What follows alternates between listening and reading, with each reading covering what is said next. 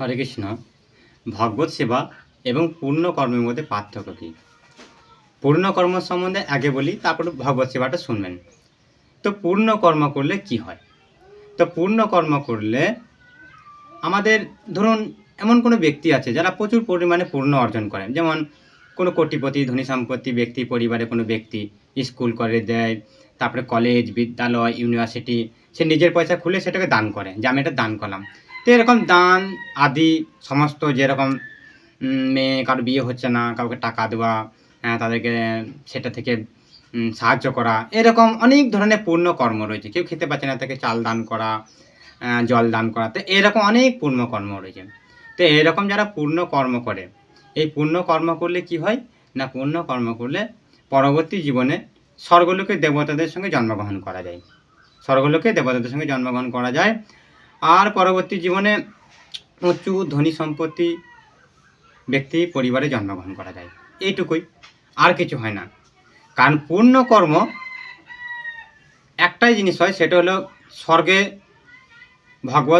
স্বর্গে দেবতাদের সঙ্গে জন্মগ্রহণ করা যায়, বা উচ্চতর লোকে জন্মগ্রহণ করা যায়, আর না হলে উঁচু ধনী সম্পত্তি পরিবারের লোকে ঘরে জন্মগ্রহণ করা যায়।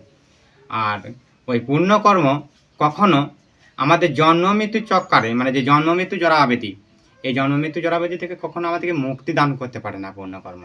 কারণ পুণ্যকর্ম করলে আমাদের যতদিন পুণ্যকর্ম থাকবে, যতদিন আমাদের পূর্ণটা থাকবে, ততদিন আমরা সুখ ভোগ করবো।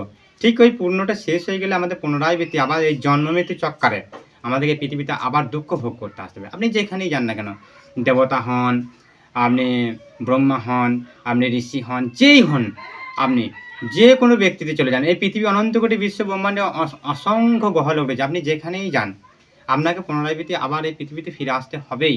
পূর্ণকর্মের এই হচ্ছে একটা গুণ। আর ভগবত সেবা করলে কি হবে না, ভগবত সেবা রয়েছে ত্রুটিহীন, কোনো ত্রুটি নেই। এই সেবাটা করলে আপনারা কখনো আপনাদেরকে এই জড়জগতে এই জন্মগ্রহণ করতে আর হবে না। কারণ কৃষ্ণ সেবাটা হচ্ছেন অনন্তময় চিন্ময় কর্ম, অনন্তময় চিন্ময় কর্ম, যা কোনো শেষ নেই।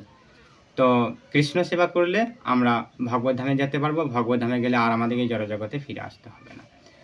আর আমরা যা কিছু কর্ম করব, এই কর্মটা কৃষ্ণকে উদ্দেশ্য করে করতে হবে।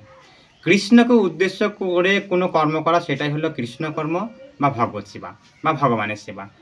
আর কৃষ্ণকে উদ্দেশ্য করে যে কর্মগুলো করব না, সেইগুলো হলো ইন্দ্রিয় সুখ ভোগের জন্য কর্ম।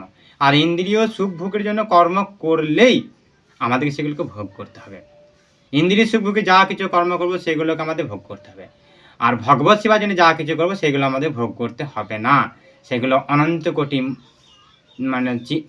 কোটি বিশ্ব ব্রহ্মাণ্ডকে ভেদ করে পেরিয়ে আমরা কৃষ্ণলোকে প্রাপ্তি হব, যেখানে আর দুঃখময় যন্ত্রণাময় জীবনে ওখানে ভোগ করতে হবে না।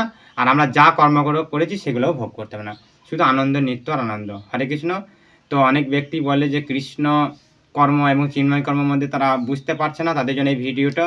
আর অনেকজন বলে যে কর্ম বড় না ধর্ম বড়। হ্যাঁ, অবশ্যই ধর্মই বড়, আপনারা বুঝতে পারবে না, কিন্তু কর্ম আমাদের করতে হবে, কেননা আমরা এই জড়জগতে ভোগ করতে এসেছি, ভোগ আমাদের করতে হবে। কিন্তু কর্মটা কৃষ্ণ কর্ম হওয়া যায়, যাই কর্ম করব কেন, সেই কর্মটা কৃষ্ণকে উদ্দেশ্য করে করতে হবে। কৃষ্ণকে নিয়ে আমাদের ভাবনাপূর্ণ থাকবে, যে এই কর্মটা আমি কৃষ্ণের জন্য করছি, এই ইনকামটা আমি কৃষ্ণের জন্য করছি, এরকম আমাদের ভাবনাপূর্ণ থাকতে হবে। তবেই হলো কর্মটা শ্রেষ্ঠ, তাছাড়া কিন্তু কর্মটা কখনোই শ্রেষ্ঠ নয়। কৃষ্ণকে উদ্দেশ্য করে যে কর্ম করব, তখনই হবে কর্মটা শ্রেষ্ঠ, তার আগে শ্রেষ্ঠ নয়। তার আগে সেটা সম্পূর্ণ বিফল, সেটা পূর্ণকর্মের দিকে চলে গেল। পূর্ণকর্ম হলে ভোগ হবে, তারপর আবার এই জড়জগতে মৃত্যুতে আসতে হবে। হরে কৃষ্ণ। তাই এটি হলো পূর্ণকর্ম এবং জড়কর্মের পূর্ণকর্ম এবং ভগবত সেবার মধ্যে পার্থক্য। তো হরে কৃষ্ণ। আপনারা যে কিছু কর্ম করবেন, কৃষ্ণকে উদ্দেশ্য করে করুন। হরে কৃষ্ণ।